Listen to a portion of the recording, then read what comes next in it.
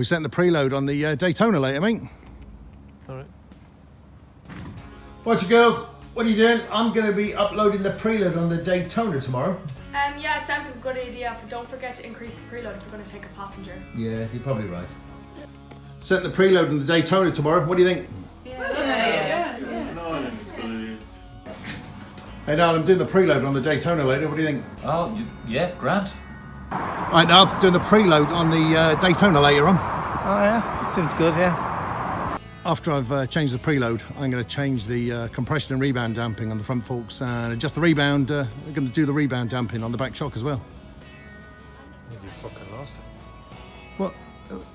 Why would you do that? What that's normal, isn't it? Okay. Does nobody touch their fucking damping on their bikes anymore? I owned this bike when it was new.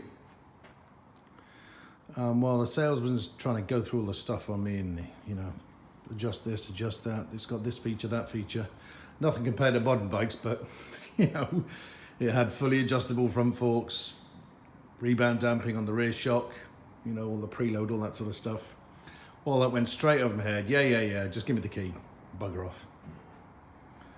And I probably did very little with the damping, rear preload, or the damping on the front forks. That's my preload. It's a damping setting, and there's another one on the lower fork. Same for both fork legs.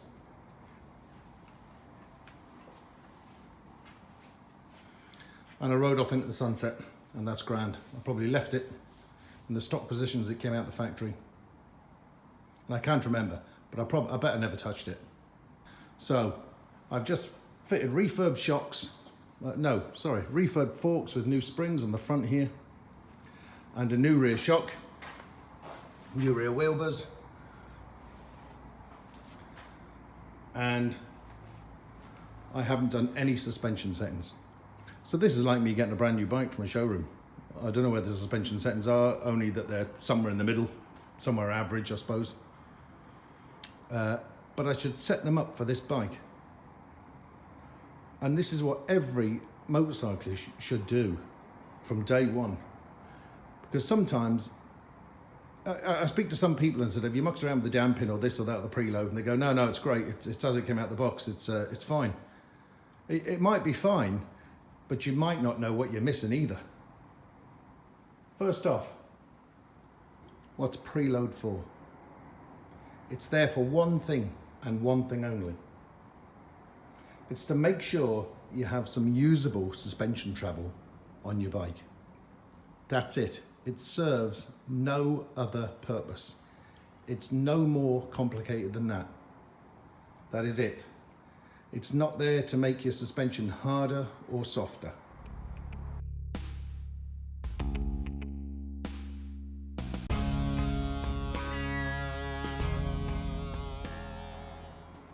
Once you set your preload, you might never change it again. You'll find a lot of bikes don't have preload adjusters on the forks. I do on my Daytona here. But guess what? You might be thinking, oh, my bike's cheaped out. I've got no preload adjustment on the front. Right, up until the Rocket 3 came out, this was Triumph's most expensive bike. And it has electronic suspension. TSAS, Triumph call it, Triumph semi-active suspension. And there is no preload adjustment on the front of that fork. None. So don't fret if you don't have preload at the front.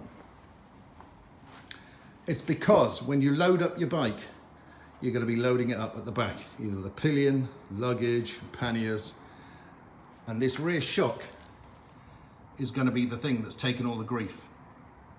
And so that's why you find lots of motorbikes, including that one, have preload adjustment on the rear only. Now, before I changed my shock on this, I had a handy little adjuster up the top, and you see them sticking out the side of bikes. My Africa Twin had one of those. This one is the typical collar. 2 adjustable rings. Loosen one off, screw this one down, I'll push the spring down and add more preload. For the purposes of an everyday bike rider or an occasional bike rider, we're not talking about road racers, specialist bikes or anything like that, bikes with eccentric swing arm cam adjusters or anything like that. For your everyday road rider, you can disassociate your bike's damping from the preload and forget the two are connected, and treat preload as a completely separate component of your bike suspension. And it only has one purpose. It's there to adjust your fork or your shock to make sure you have usable suspension travel for everyday use. That is its only purpose. It's not to make your suspension stiffer or softer. The second point is, the more weight you put on a bike, the more preload you use, especially at the back.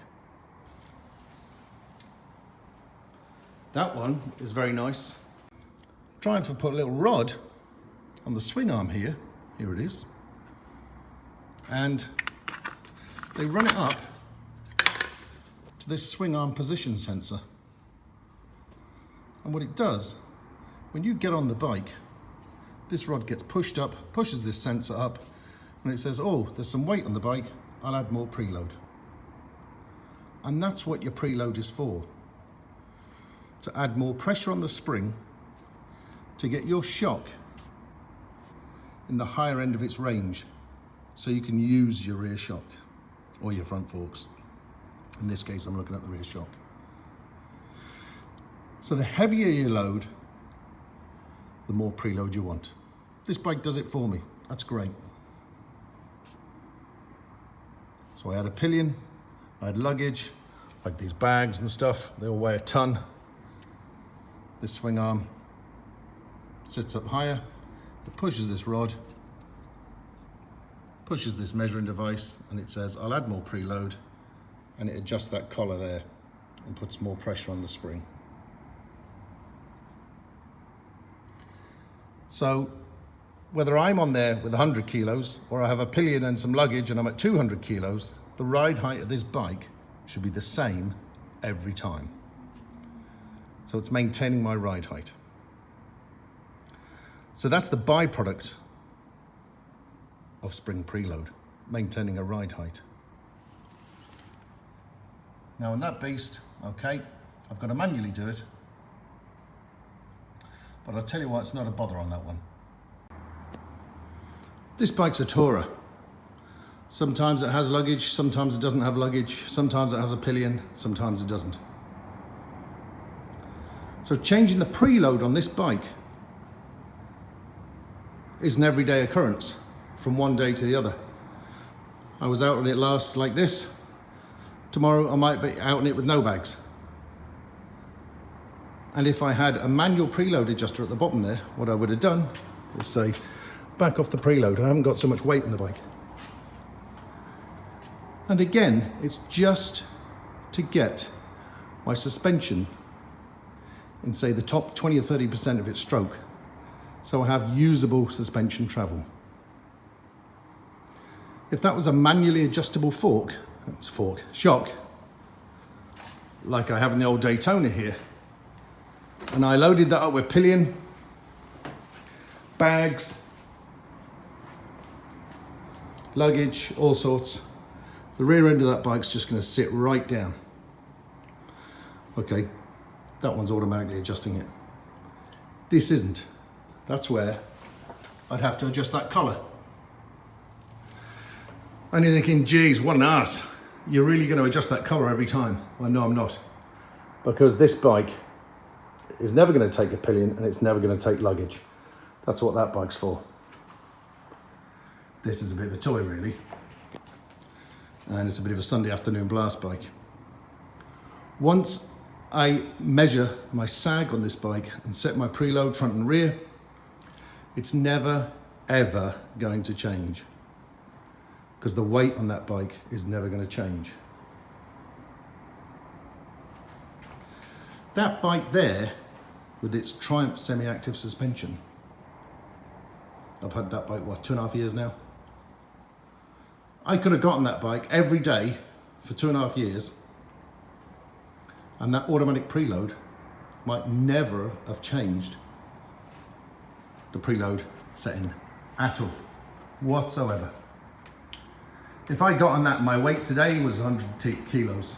My weight tomorrow is 100 kilos. My weight in 6 months' time is 100 kilos, and I never take a pillion and I never change the luggage. That preload adjuster would never, ever change.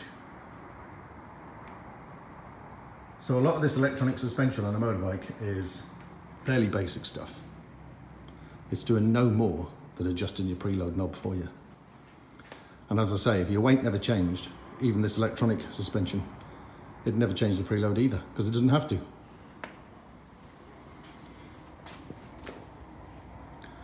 So if there's one message you take away about preload adjustment on your motorcycle is, don't fret if you haven't got it on the front forks. If you're an average sort of weight.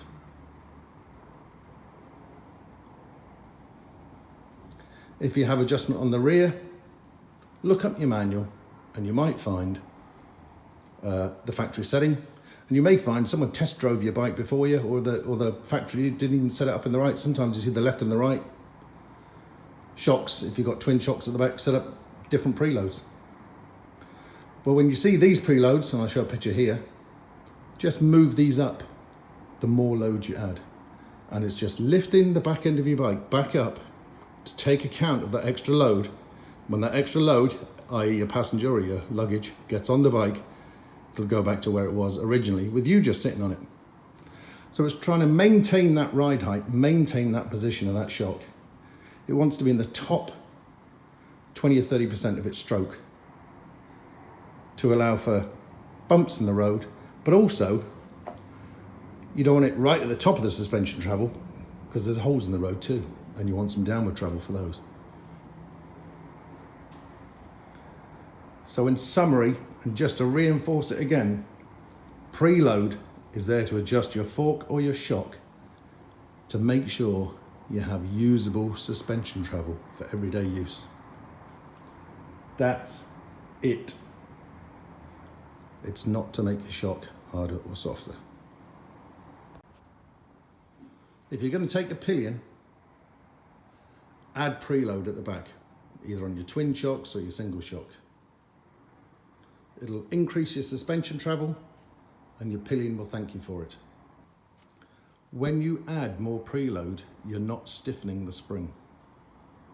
You're not even compressing it. Because the two ends of the forks, or the two ends of where the shock's connected, are movable. So you're not compressing the spring, you're not making it stiffer. It is the same spring rate, whether you have maximum preload or minimum preload, give or take. It is the spring rate that determines how stiff, or stiff is a bit of a tough word, is a bit of an odd word because it kind of mixes over with damping. How much force it takes to compress the spring. That's what I should say. So now, I've got new spring in there, in the front, new shock in the back. I'm going to measure these. I'm going to measure the sag on this bike till I can get to around 25-30% of sag front and rear, to make sure I'm near the top end of my suspension run, so I've got full suspension travel for the road. That's all I need. That's all it's for. That's all preload is there to do. It's important to understand what you're doing when you're adjusting your preload though, because you are, or I should say, you can change the geometry of the bike if you're not doing it for a good reason. So let's say my bike was normally set up and let's say it's come out the factory and it's regular preload positions, the factory set preload in a kind of neutral stance. The bike's in a neutral stance. And I come along and I jack that rear preload right up. What's going to happen is that seat at the back there is going to come up, and I'm going to point my bike nose down. Nose down? Yeah, that's the better way of doing it, isn't it? Yeah, nose down. If I put a pillion on the back of that, that levels the bike back out, and the bike's geometry is back to how the factory kind of designed it. But if I jack that rear preload right up and I don't have any extra weight, I'm lifting that back of the bike up, as I say, but I'm pointing that front down. And I'm changing the geometry of the bike. The rake and trail of the bike affect how it handles, amongst other things, but it's a big one. The more raked out a bike is, the more the wheel's out the front, you know, kind of chopper-wise. You can imagine a chopper doesn't go around a corner very well. The more tucked in the wheel is, a lower rake angle, the faster it steers. You get a mountain bike, you know, with a virtually vertical bloody steering head. That's for getting around the gnarly forest and everything like that, so you can change direction very, very quickly. Now, you wouldn't want that much on a motorbike, because going down the motorway, you'd be all over the place. Your bars would be going mad. So, the Triumph engineers, when they designed this bike, designed it with a certain rake. That's that angle going down there. The angle of these forks, more or less.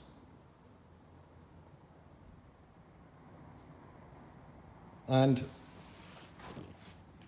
where that line goes and hits the ground, here, the difference between that and the centre of where the tyre hits the ground is the trail. So in my case, it might be something like, let's have a look, about 100 millimetres, something like that. I'll actually look that up. So every bike has a trail. And there can be all sorts of ways of affecting it. You can change where this axle is. This axle could be here, it could be behind. There could be the steering clamps. These tubes could be in different places in the steering clamps based on the central pivot of it, and all sorts of ways like that. I won't go into that sort of stuff. But the reason I'm talking about this is, if you add preload to the rear and you haven't got any extra load on your bike, you're tilting your bike forward like that. So you're changing this rake and you're bringing it back further. You're making this distance between that line there and where your tyre hits the ground shorter, and it will make this bike turn in quicker. Maybe too quick, or even unstable. So that's why you only have a certain amount of adjustment as well. So have you ever seen a video? I watched it when I was looking to buy a bike. I was thinking about buying a Kawasaki Versys, and I watched two different motor vloggers test driving those bikes. And one said, "Oh God, it has a real reluctance to go around corners." And the other one said, "Oh God, this thing goes around corners great. It just kind of drops in. You whiz around the corner." Two completely conflicting views. And that could have been something as simple as one of them was a lot heavier than the other. Or that rear preload, or the front preload, if there was any preload adjustment on the front, was set completely differently. And this trail value was completely different on both bikes. Because the same bike, you know, it's exactly the same bike. The only difference is that rider's weight. Or they could have been the same weight, and the preload could have been jacked right up on the back and right off on the front, or something like that. So this is a byproduct of preload. Its function is to give you suspension travel. That's it. No other function. The byproduct is, if you're changing it and not adding or taking away load, as in passenger pillions and stuff, you're changing that rake and trail, and you'll change how the bike handles. Now, some bikes are much more sensitive to that than others. I know this particular bike isn't that sensitive to it. But on some bikes, it makes a huge difference. My Africa Twin was woeful. It was woeful. The spring rate was so weak at the back. Okay, I'm a heavy lad, right? 18 stone. I sat on the bike. I was using more than 50% of my rear suspension. My bike was sitting up at the front end, and it was terrible going around corners. So there's 3 ways we can figure out our preload. The first one is dead simple. Let's say, I don't know, something like a Royal Enfield 650 or any kind of mid-weight bike which might just have a pair of rear shocks or a single shock in the back and the obvious preload adjuster. If you're a heavier guy than average, add an extra couple of notches to the rear preload on the shocks. Simple. If you go loaded fully up, 2 up, loaded camping gear, wind it all the way to the max. All the way. You're not going to make the ride more uncomfortable. You're just putting your shock back into its usable range. So that's method 1. Method 2 is read the manual. Let's have a look now. We could actually get out the owner's manual. Like who reads their owner's manual? But if we want, we can. Okay, so we've taken the rough and ready method. Just keep jacking it up the more load you put on. Method 1. Method 2, read the owner's manual for suggestions on where to set your preload for differing conditions. So I can't remember where I've put the owner's manual for this, even if I have it. I think I do. So I'll find the owner's manual for this. There's a version of this bike without electronic suspension. So let's see what it says about the preload on that. Okay, here's my Triumph manual. If I want to be really simple about this, the rear preload on the manually adjusted version of that, there's 17 turns on the little knob handle down the side. So they're saying for solo riding, the spring preload setting is 17, position 17. Now that's 17 complete full turns of the knob from full preload. So they're saying minimum preload. Fine, easy to understand. And then they actually only give you 2 more positions from that rear preload. They're saying if you're solo but with luggage, back it off to 6 turns off maximum preload. And then if you're rider and passenger or rider and passenger loaded with luggage, turn the preload to position 0, which is actually fully clockwise. So from solo riding, go from for solo riding, go for minimum preload, and for solo with passenger and luggage, go to maximum preload. That's it. They only actually give you 3 settings. Even if you follow just that advice from the manual, there's another simple way of setting your preload. But of course, these preload settings are only for Mr. Average, Mr. or Mrs. Average, as in weight-wise. So ideally, you'd have a bit more preload the heavier you are. So those preload settings in the manual are just suggestions from Triumph for a regular guy or gal. You might have noticed in that manual, it was suggesting the more preload I add, the more damping I should add too. And I previously said, treat damping and preload as 2 completely separate items that are not connected. And I'd still say the same thing.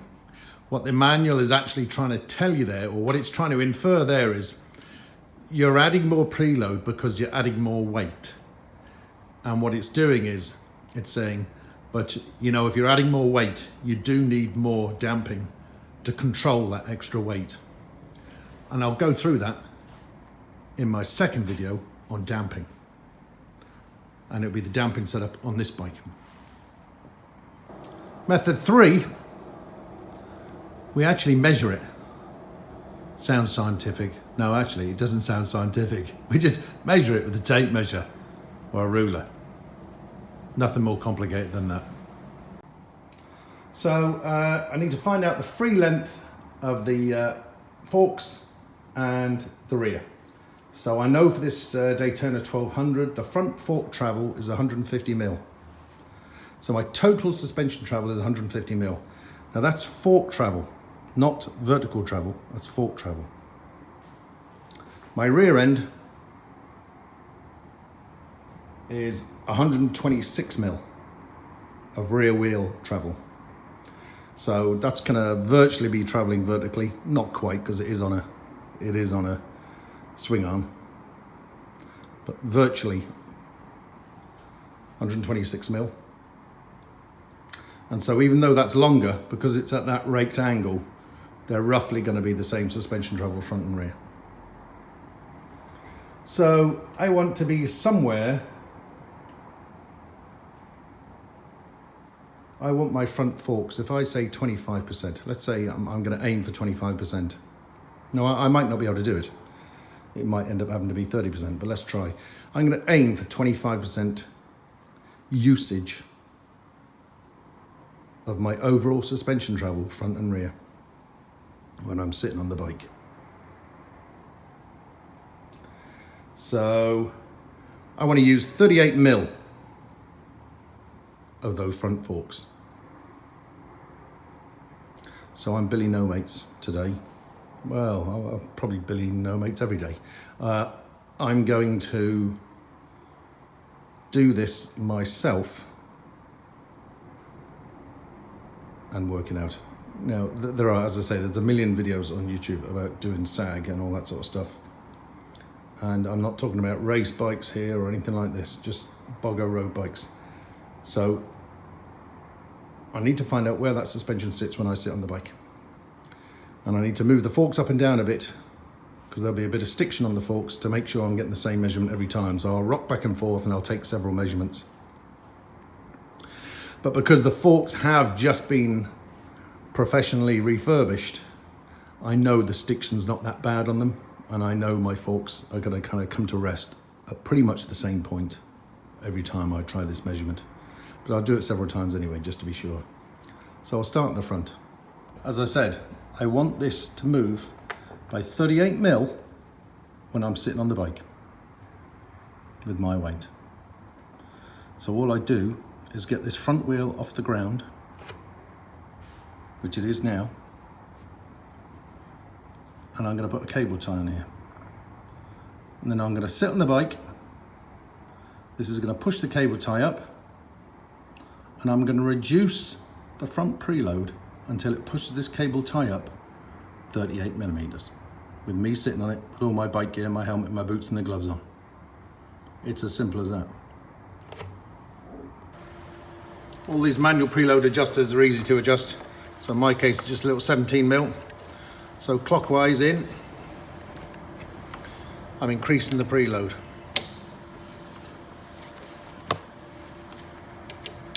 And I'll just match the left and right. So it's increasing the preload or decreasing the preload,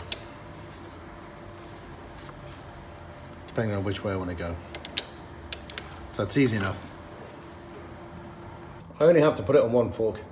When I'm doing the preload adjustment, I obviously match both forks.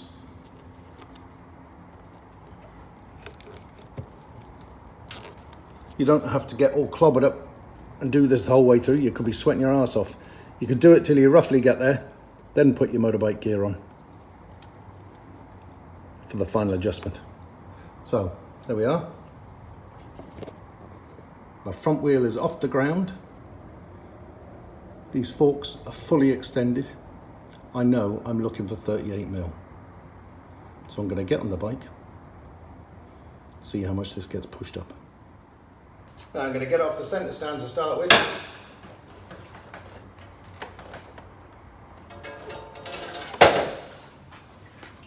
Okay, good. Just putting the side stand down so I can get on this bike gently.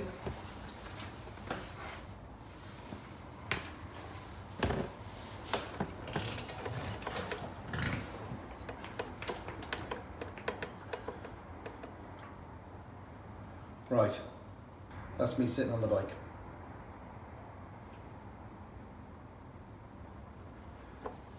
Get off that now. And put it back on the centre stand so I can take my front wheel off the ground.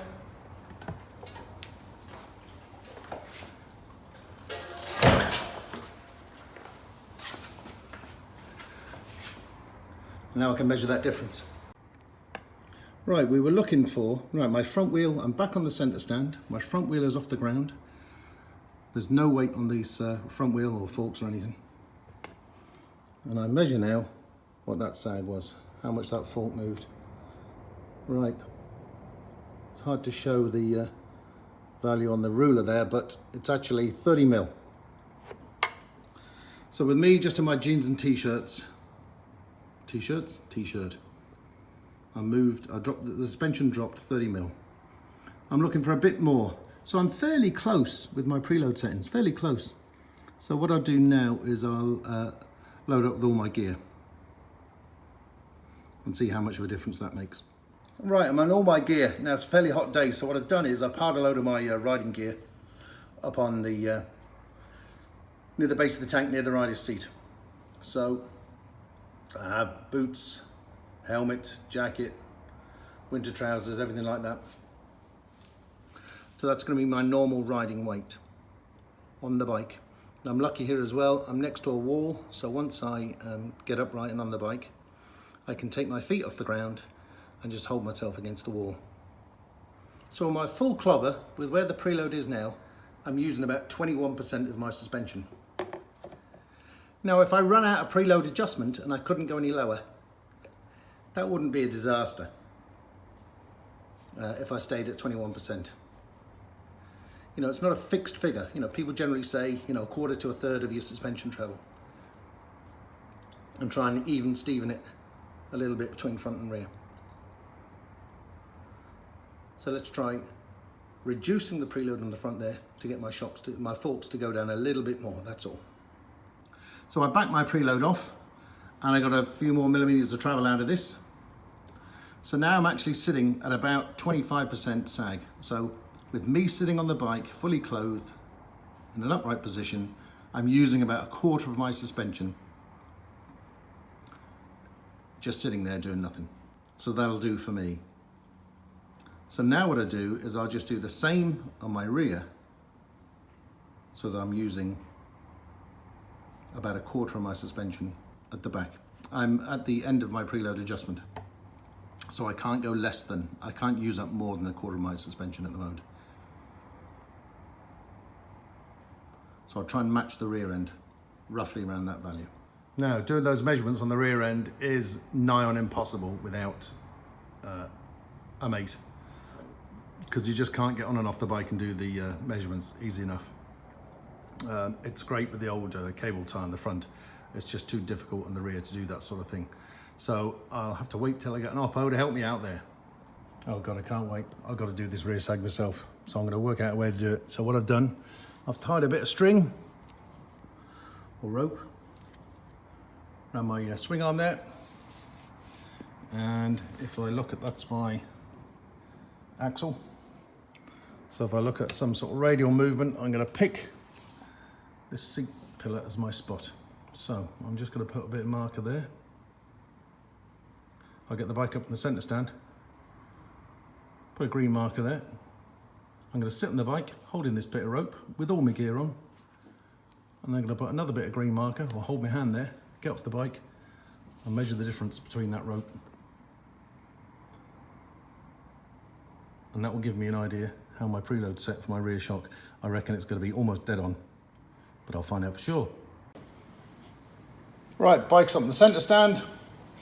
My rope tied round the bottom of my, or the end of my swing arm. I'm choosing this seat piece. It's actually for the rear cone. No, not rear cone, what do you call it? Seat hump sort of thing. So, yeah. This is just a bit rough and ready, but it's going to give me an idea. So, no pressure. That's me sitting there. Okay, so that's my bike free. What's my overall suspension length, did I say? Let's look it up. Rear wheel travel 126. So when I sit on that, I want to use 25% of that. Okay. So I want to use about 31 mil of my suspension travel when I sit on the bike with all my bike gear. So I've got to take it off the stand.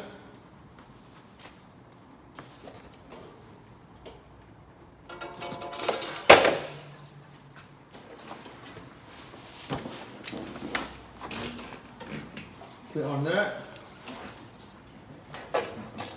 As I say, I've got virtually no stiction. This is a brand new shock. So it's coming back to rest in the same place every time. Get my bit of string. Hold my finger there. Okay, I've got my finger there.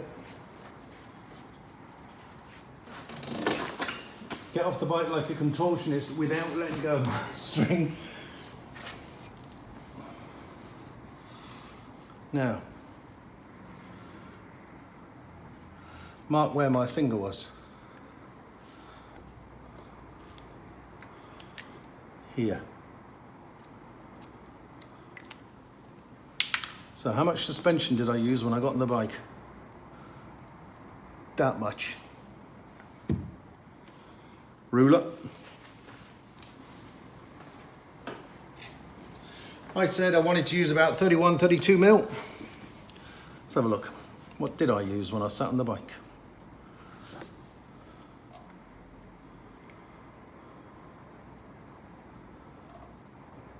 Right, I used 40 mil. So I want to take some of that preload. No, I want to add some preload. I'm using too much suspension movement at the back end compared to the front. So I'm going to add a little bit of preload to that. And why am I really confident in that? Well, I haven't even got my bike gear on yet. So I'm getting more movement at the back. I'm sitting down too much at the back compared to the front.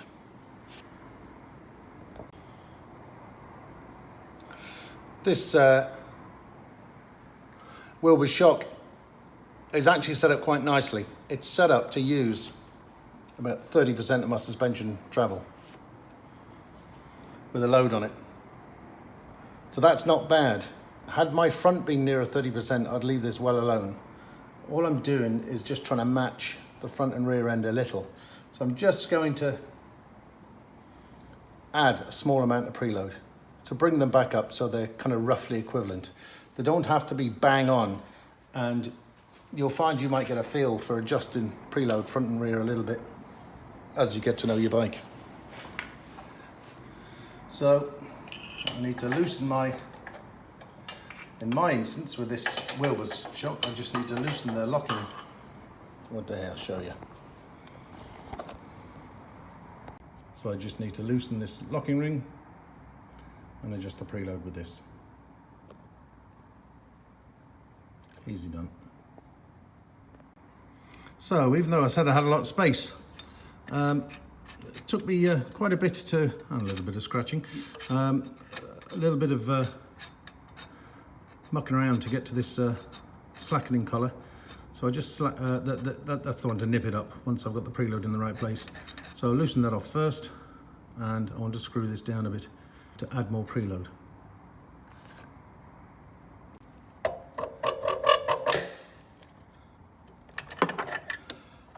So don't forget, when I'm adding preload here, okay, I'm looking for a kind of a 10 mil change here. But this is way back at the end of the swing arm. So that's going to equate to a much smaller difference here, 1 or 2 mil, depending on the length of your swing arm and everything like that. So I'm only going to move this a millimetre or 2 to get my correct side height. That should do it. Now I'll get my ready reckoner. Don't even have to sit on the bike. Right. Let's have a look. Just make sure that's not caught up anyway. Yeah, grand. So my difference there, I was looking for about a 10 mil difference. So that's perfect. That's my 10 mil difference. So I'm just moving it a couple of millimetres on the shock, obviously, as I said, because of the swing arm. So that's my rear and front using about 25% of my suspension travel, roughly. And it doesn't have to be bang on, as long as they're within the ballpark, that's fine. So now just tighten up my collar here, and that's that preload set. And because it's only going to be on me on this bike and my weight, no pillion and no luggage, I'll never have to change that again. If this was a touring bike and sometimes I took a pillion and luggage and all, I'd definitely have a remote preloader, so I didn't have to go through all that rubbish. So nip this up now.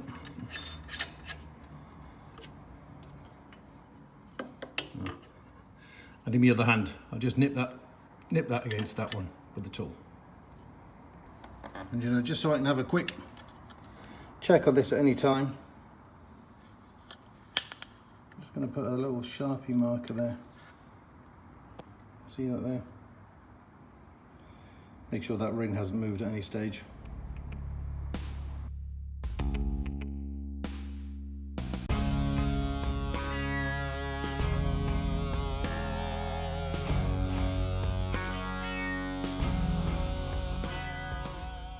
So that's my preload all set up. Time to get out there and test it out and see how it feels.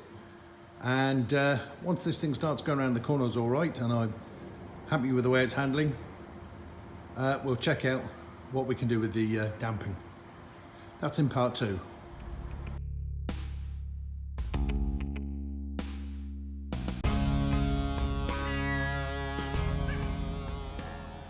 After I've done the preload, I'm going to do the damping on the shocks front and back.